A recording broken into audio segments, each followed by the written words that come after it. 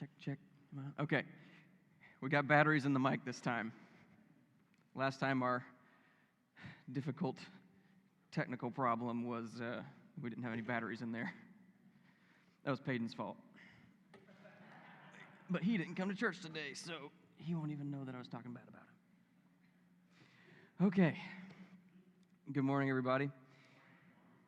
It's really good to be talking with you this morning. I just want to start off by saying that if I seem a little bit off, it's because I'm still trying to get over last night. I had my hopes really high that we were going to win the costume contest. I got a picture right here. I really don't know how it happened, and so I've just kind of been wrestling with the Lord and just confused.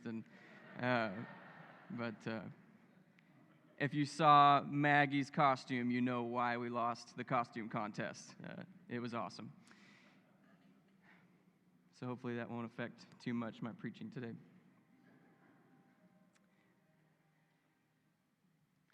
All right. That might affect my preaching today. All right. Well, I'm just going to pray, and we can get into this sermon. Lord Jesus, I just pray right now that you would come and meet us here in this place, in this time. Holy Spirit, I pray that you would fill me, help me. I pray that you would just put all the attention on the Lord Jesus. And I pray that you would stir hearts, build our faith, and increase our affection for you this morning, Lord Jesus. I love you and pray this in your name. Amen. All right. So, as you know, we've been going through the book of Genesis over the past few weeks. And last week, Terry talked to us about the Tower of Babel. And this week, we are getting to one of the most important people in the Bible, and that is Abraham. Abraham, he is going to represent a big shift in the way that the Lord works in the world, and he is a very important person. In the New Testament, he is talked about a lot, and how's that for a statistic for you?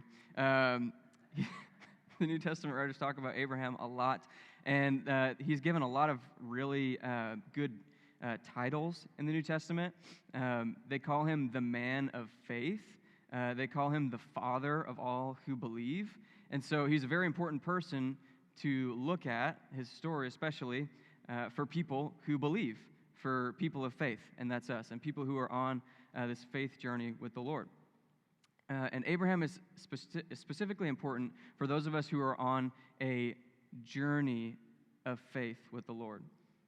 Because I know it's like a cliche, people say this all the time, that life is a journey and faith is a journey, it's not a destination, but it really is a journey. And the way that faith works is there is a promise, and then there's a fulfillment, and all this area in between is what we call faith. And so we are going to look at Abraham's journey of faith this morning. And I only have like 8 chapters of Scripture to cover, so we should get started. If you have your Bibles, go ahead and open up to Genesis chapter 12. That's where we are starting this morning.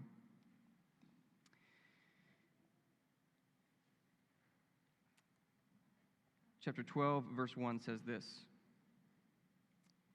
Yahweh said to Abram, "Go from your country, your people, and your father's household to the land that I will show you. I will make you into a great nation, and I will bless you. I will make your name great, and you will be a blessing. I will bless those who bless you, and whoever curses you, I will curse. And all the peoples on earth will be blessed through you." Here is the first thing that you need to know about if going on a faith journey with the Lord, is that the Lord is always the one who initiates the relationship. If you go throughout the Bible, you're going to see everywhere that anybody comes into a relationship with the Lord is the first one making the move to come and be in relationship with a person. If you go back and look here, you don't see that Abraham is praying. You don't see that he is seeking a higher power or a spiritual experience. It doesn't say anything about what Abraham is doing. For all we know, Abraham's just going through his life, and then all of a sudden, God shows up to him, and he said, "Leave your country, and I will bless you." And he comes with this magnificent, glorious promise. All he says is, "Leave your country." And then he says, "I'm going to bless you. I'm going to make your name great. I'm going to give you descendants. Those who bless you, I'll bless. Those who curse." All this amazing stuff. And the Lord's kind of been doing the same thing ever since, right? Because Jesus shows up on the scene, the Son of God, and he comes to some fishermen, and he says, "Hey, leave your boat, and I'll make you fishers of men." Right? He comes up, he initiates. None of them were seeking the Lord. And he does the same with you and me. We're just going about our business, going about our life, and then one day, in some way, the Lord comes and he shows up, and he says, "Hey, follow me, and I'll bring you into a kingdom that will never end. I will bring you into a priesthood. I'll bring you into a royal priesthood." He said, "I'm going to give you life that will not end." He comes up and while we're just living our life with these glorious promises. And so that's the important thing that you have to know about the beginning of the faith journey, is that God is always the one who starts it. And we have to remember that. I want to point something out also as well. Terry talked to us last week about the Tower of Babel. And I said that Abraham is kind of like the beginning of this new thing that God is doing. You see, whenever God made Adam and Eve, he was planning on working through all of his creation. He said to Adam and Eve, he didn't have any special deal with anybody, any Adam and Eve's descendants. He just talked to all the people and said, "Multiply, be fruitful, multiply, and go subdue the earth. And you're just going to be my image bearers. You're going to represent me in the earth, and that's how we're going to do this thing." And then you see after a little while that that's not working out so well, and man has become so wicked, as Charles was preaching to us about, that God saw that all men were only wicked all the time. And so that is why he had to flood the earth. And so the new strategy was, I'm going to work through this new family, this one righteous man, Noah, and maybe him and his family can do it better. But as we saw last week, we got to Terry's sermon, and they're not doing any better. They said, "Hey, we're going to make a name for ourselves. We're going to build a big tower, and we're going to go up, and we're going to be with God in heaven." And like Terry said, God went in, and he threw a wrench into that plan, and he dispersed all the nations, and he gave them all a new tongue to where they couldn't understand each other. And so now, this is where Abraham comes in, and God is changing his strategy for representing himself in the world and to drawing people back to himself and reversing the curse. He says, "I've tried working with the whole world. Didn't work. Now I'm going to switch the strategy. I'm going to pick one family. I'm going to pick one people, and they are going to be my people. I'm going to have a people now." And he said, "I'm going to bless those people. I am going to give," and see what's going on here. The people at the Tower of Babel said, "We're going to make a name for ourselves." And God says, "No, you're not." And he comes to Abram, who's just minding his own business, and he said, "I'm going to give you a great name." And so he says, "I'm going to pick this one people, I'm going to work through these people from here on out, and I'm going to bless them, and I still want the rest of the earth, but my plan is I'm going to pick this people, and I'm going to bless them, and I'm going to work in them, and that people, through them, I'm going to bless the world. Through them, the rest of the nations will be blessed." And God is doing the same thing today. He's been doing the same thing ever since. He picks a people, he blesses them, and the plan is not that they're blessed for their own sake, but they are blessed so that they can bless the world. The reason I'm saying that is that you are now the people. You are now the people that God has blessed, the people he's put his Spirit into, the people he's brought into the family of God, and you are the people that God is counting on to bring all the other people into the blessing of God. God has not chosen us just for the sake of having us alone, but so that he could put the light in us. Said, "You're the light of the world," and our light is supposed to draw everyone else in.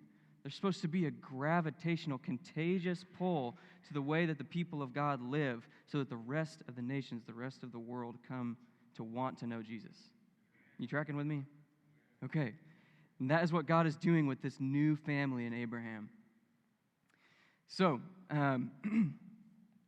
here is a really important part. Here's the next part, okay? So God comes to Abraham and says, follow me, leave your country, and I will bless you, and I'm going to do all these amazing things. But you can't miss the next verse, okay? This is very important. Verse 4, it says, "So Abram went as the Lord had told him." This is very important because there is no faith journey. There is no faith without following. You see, some people say that God had an unconditional covenant with Abraham, and God just said, "I'm going to do this. It doesn't matter. I'm just going to bless you, and it's going to happen." But what if Abram had never left his country? God says, leave your country, leave your people, leave your provision, your father's house, your hope for income, and your hope for being taken care of. Leave all of that and follow me, and I will take care of you. I will bless you. But what if he had never left? I would probably have to say that God would have found somebody else. You cannot have a faith journey with God if you do not follow him. You see, God always comes with the same way that he did with Abraham. He comes and he says, I'm going to bless you. I'm going to give you this. I'm going to make your name great. I'm going to do all of this for you. And he does the same for us, like we said. He said, I'm going to give you eternal life. I'm going to bring you into a kingdom that never ends, family of God, Holy Spirit, all that great stuff. But there is always something to give up. There's always a call to follow. He said, leave your boat, and I will make you fishers of men. He says, leave your country, and I will bless you. And Jesus says, follow me and take up your cross, and I will bring you into this kingdom that will never end. You cannot, and see, this is the problem, is a lot of times that we think, when we're talking about faith today, and faith, all it is just belief and trust. Just taking God at his word that he says he's going to do what he did, or says he's going to do what he will do, and he did what he said that he did. But our problem is that a lot of times in like Protestant circles is that we are so just all only about faith, that we think it's faith alone, through grace alone, through Christ alone, that we think that there's nothing to do. And we think that we've almost associated belief and faith with just an intellectual assent. As in like, I believe that the sun's going to come up today.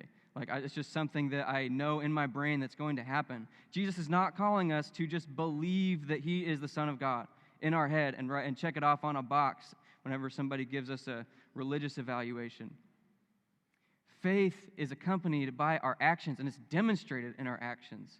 What's funny is two different authors in the New Testament use Abraham's story to essentially illustrate two complete opposite things. Paul says, hey, don't you see that faith without works by itself is dead? Look at Abraham. He believed and it was credited to him as righteousness. And then James comes over here and he says, look, don't you see by Abraham's life that if you have just faith but no works, that it's worthless? And it seems like they contradict, but they don't. It's because the faith is proven by the works. The faith is proven by the following. Our problem is that we think that if we just believe in Jesus, if we just check the box, if we say, yes, I intellectually believe that you are who you say you are, and then we think that God just comes along and he is going to just help us and do our thing, and we don't ever have to follow him. There is no faith relationship unless you are following him and going where he says to go and living your life the way that he says to live it. He is the Lord. Lord being the master, he's the leader. We go where he says. We don't go do our thing and say, Jesus, come with me and bless what I'm doing. God says, come with me, go over here, and then I will bless you. This is so important. God loves you and he wants to bless you, but you have to go do it with him his way. That was the roughest part of my sermon. The rest of it gets pretty happy after this, okay? Okay. So Abram, he gets up and he goes, he follows the Lord out of the land of his fathers, and he's going to Canaan. He gets to Canaan. In verse 7, it says, Yahweh appeared to Abram again and said, to your offspring I will give this land, the land of Canaan. And it says, so he built an altar there to Yahweh who had appeared to him. And he's worshiping God, thanking him for this great promise that he's given him. Things are going really well. And then, get down to verse 10. Abram is in Egypt. It says, now there was a famine in the land, And Abram went down to Egypt to live there for a while because the famine was severe. As he was about to enter Egypt, he said to his wife Sarai, I know what a beautiful woman you are. When the Egyptians see you, they will say, 'This is his wife.' Then they will kill me, but will let you live. Say you are my sister, so that I will be treated well for your sake, and my life will be spared because of you." Does anybody see a problem with this?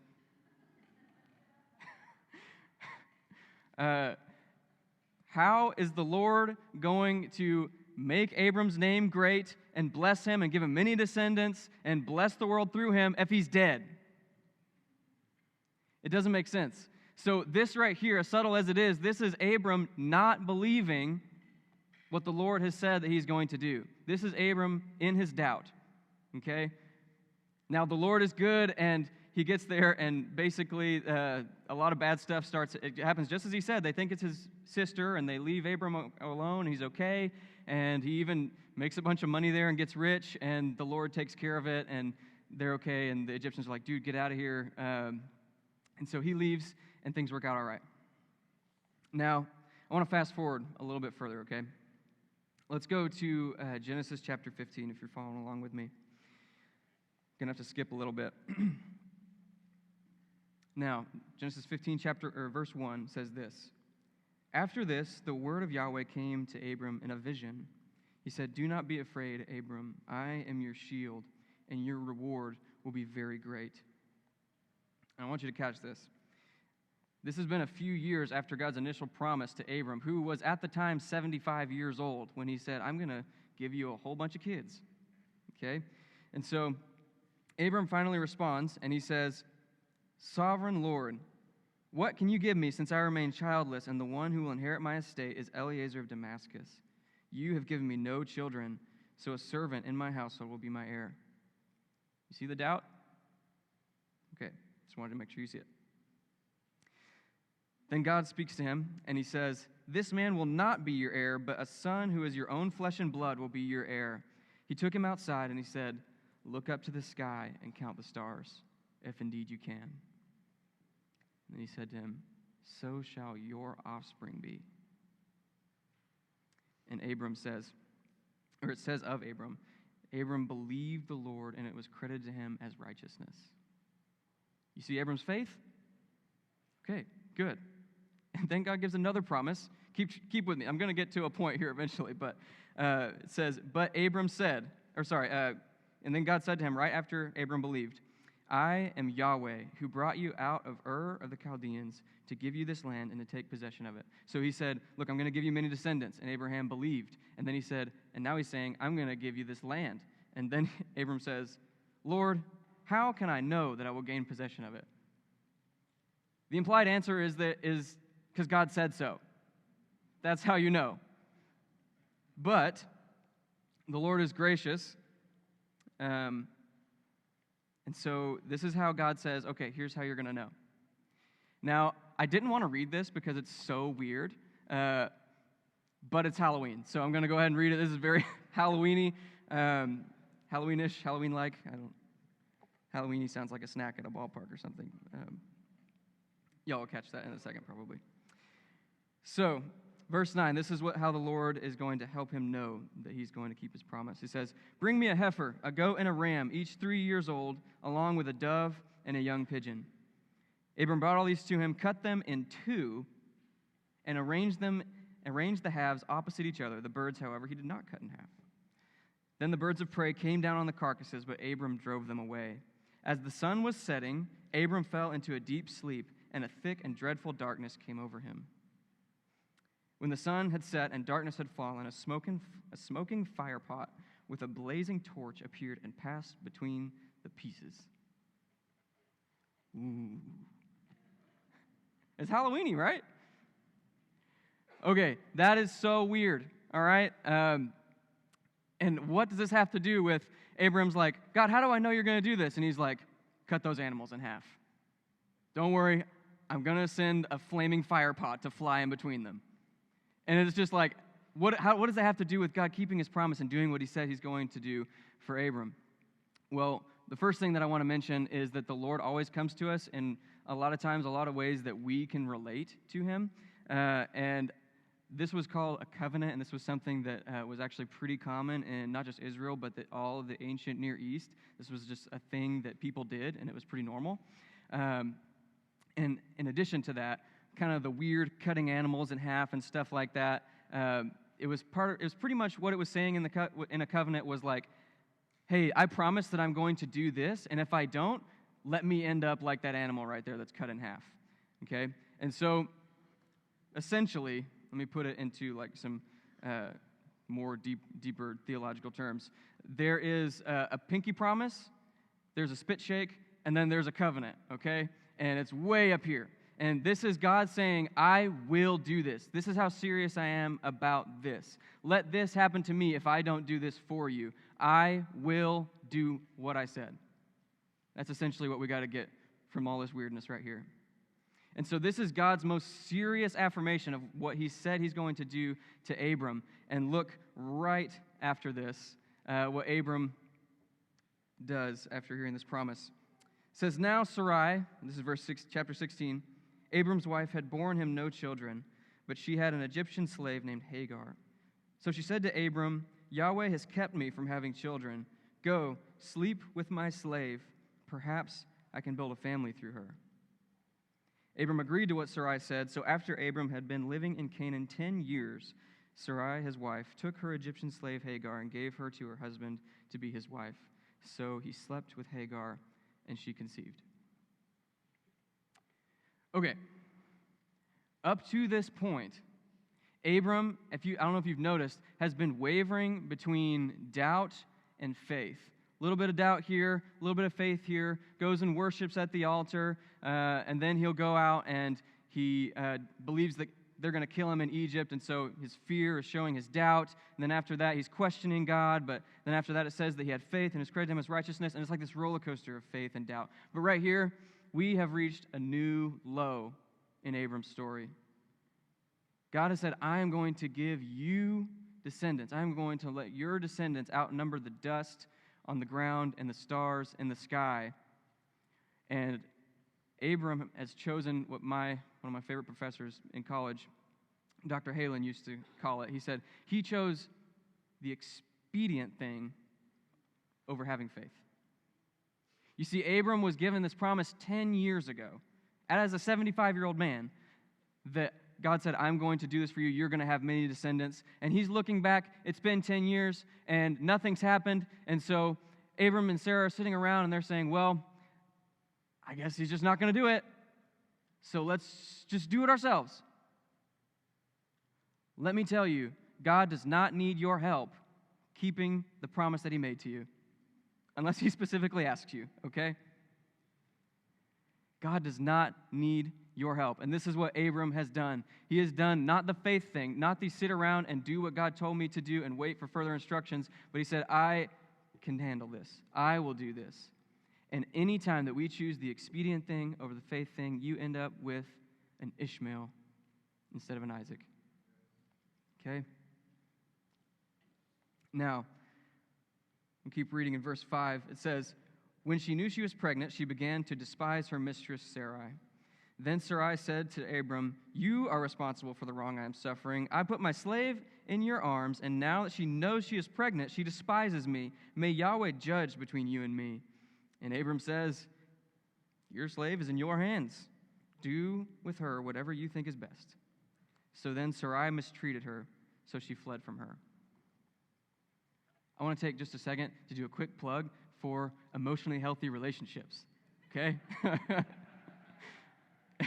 If your mistress is having problems and beating your handmaiden, then you should come to emotionally healthy relationships, and we can help you figure that out. Is that in the curriculum? Okay, yeah, no, probably not.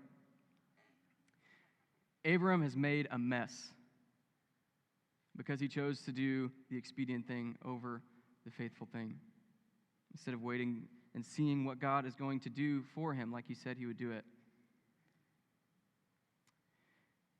I want to just give some full disclosure here. our relationship with the Lord, our personality plays out in our relationships, and our relationship with the Lord is no different. And I can tend to be a little bit of a perfectionist at times. And in my relationship with God, combined with being a perfectionist and also wanting to be used by God and wanting to just have everything that the Lord has for my life, anytime that I make mistakes, or anytime that I sin, or anytime that I just doubt, failure, you name it, I have this thought come up into my head, and I'm worried that God is not going to use me anymore. I'm worried that I messed up God's plan for my life, that maybe he's going to go find somebody else. And as I'm reading this story right here, at this point, Abram is so messed it up. He's already not had a great track record. But this, I look at it and I'm like, he has done it for sure at this point. He had to have messed up these promises that God has placed on his life. But I want you to see this. Read on me with verse 7. It says, Sarai was abusing Hagar. Hagar has run away, and now the angel of Yahweh found Hagar in a spring in the desert. It was the spring that was beside the road to Shur. And he said to Hagar, slave of Sarai, where have you come from, and where are you going? She answered, I'm running away from my mistress Sarai. Then the angel of Yahweh told her, go back to your mistress and submit to her. Why? Verse 10. The angel added, I will increase your descendants so much that they will be too numerous to count. The angel of Yahweh also said to her, you are now pregnant, and you will give birth to a son. You shall name him Ishmael, for Yahweh has heard your cry of misery. Do you see what the Lord has done here? You see, Hagar, the slave woman who has been forced into a sexual relationship with her master and is now pregnant and is now being abused by her masters, the Lord has come to her in the wilderness and he said, I'm going to give you the same promise that I gave to your master. Your descendants will outnumber the stars in the sky. What I don't understand is the faithfulness of God to come to Hagar, Abram's biggest mistake. And he said, I can even fix that. I can even bless that. Not because Abram is so great, but it's because of the one with whom he is in covenant with. You see, when you make a covenant, it's not just a contract that can be broken. The covenant says, let this happen to me if I don't keep my end of the bargain. And what God says is, I'm going to keep my end of the bargain even when you mess up. I'm going to keep my end of the bargain even if you don't. You see, I don't know if this happens to y'all very much, but even with a GPS, I can get lost a lot of times. And you make the wrong turn. Siri's like, turn right now, and miss the turn, or at least that's how it happens in my head. Miss the turn, and the little blue line's going that way, and you're over here. And I'm like, oh no. But what always happens? Recalculating. And then the blue line's now over here. And it's going to go back over there, and it's going to get back over there. And this is how it works for those who walk on a faith journey with the Lord, who are in covenant with the Lord. The Lord is able to take your blunders. The Lord is able to take your wrong turns, and he is able to get you back to where you're supposed to be going. There is no mistake that's too big. There is nothing that you've done that makes you too far gone to get you back on track with the Lord. If Siri can take you off of your wrong turn and get you back to your destination, the Lord can handle getting us back into his will, getting us back on track to the destination that he has for your life. That is the faithfulness of God. And I want to just look back real quick, go down a little bit. This is not really has much to do with the sermon or anything, but it's just really beautiful, and I want to share it. So this is Hagar's response. Hagar hears this promise from the Lord, and what she does is interesting. She actually gives God a new name. And this is the name that she gives her. It says, she gave this name to Yahweh who spoke to her. You are the God who sees me. For she said, I have now seen the one who sees me. And to add to the beauty of that, the name Ishmael, the name that God tells her to give her son, is God hears. This is my shortest point of any sermon ever, so enjoy it. God sees you, and God hears you this morning.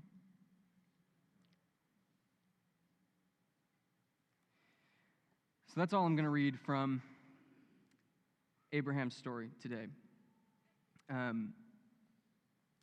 Luke has chosen the best part of Abraham's story for himself to preach next week. Someday I'll be the one picking out who gets what sermon and have the big office. But I want to point out something that was really strange to me is these passages in the New Testament that talk about Abram and his faith journey that we've been talking about today and how the New Testament authors remember him. You see, at the beginning of the sermon, I said that Abram in the New Testament is called the man of faith and the father of all who believe. And it makes me wonder, were the New Testament authors reading the same story that I was? Because if I had to give him a name, I might call him the man of doubt, or the father of all of those who wait a little while and have some faith, but then go and sleep with their handmaiden, and So I'm wondering if they see the same, if they're reading the same story that I'm reading. Listen to how the New Testament describes Abraham. It says, "Against all hope, Abraham in hope believed, and so became the father of many nations. Just as it had been said to him, so shall your offspring be. Without weakening in his faith, he faced the fact that his body was as good as dead, since he was about 100 years old, and that Sarah's womb was also dead. Yet he did not waver through unbelief regarding the promise of God, but was strengthened in his faith and gave glory to God, being fully persuaded that God had power to do what he promised." Did you catch some of that? Without wavering in unbelief? And I'm wondering, did the Lord forget all of the things that Abram did? Did the Lord just totally blank on Egypt? Did the Lord blank on Hagar and Ishmael? Did the Lord blank on all the times that Abram said, "Yeah, but how do I know you're actually going to do that, God?" And then I stop and I'm reminded and I think, oh yeah, maybe he actually did. Because here is the deal about being in covenant with the Lord, is that he does forget. Isaiah 43:25 says, "I am he who blots out your transgressions for my own sake and does not remember your sins anymore." What happened is the New Testament authors were trying to go back and recall what Abram had done and recalled his faith and his doubt. But when it came time to go back and look, the faith was still there, but the doubt was gone because the Lord had blotted it out. Because that's what happens when you're in a faith relationship with the Lord. He really does blot out and get rid of your transgressions and treat it as if it never happened before. And this is all because of Jesus Christ. Jesus Christ went up on the cross and he died, and all of his righteous deeds, it was like the Lord did not see them, and all the Lord saw was our transgressions and our doubt and our failure and our sin, and he died in our place. So that when the Lord goes back and he looks on you and me and he looks at your story, he's going to open it up one day in heaven, and he's going to go back and he's going to look, and he's not going to see your failure or your doubt or any of your blunders. Because of Jesus, he has blotted them out. That's Abraham's story. And that's our story. Here's the deal, is the Lord is not looking for perfect faith. He is just looking for genuine faith. Real faith. And not even a lot of it, he says. Abram, whenever he doubted, he just brought it to the Lord, as ugly as it seemed and tacky as it seemed sometimes. He said, "But God, how do I know you're going to do this?" The same is there for us. True, genuine faith always comes back to the one that we made the covenant with. So that's the faith journey. Abram is our example for how to walk in faith with God between the promise and the fulfillment, and it's ugly sometimes, and he doesn't do things the way we want him to sometimes, and sometimes we doubt, and sometimes we fail, and sometimes we make the biggest mistakes. But like Peter said, Lord, to who else will we go? You alone have the words of eternal life. We have come to believe, have faith that you are the Holy One of God.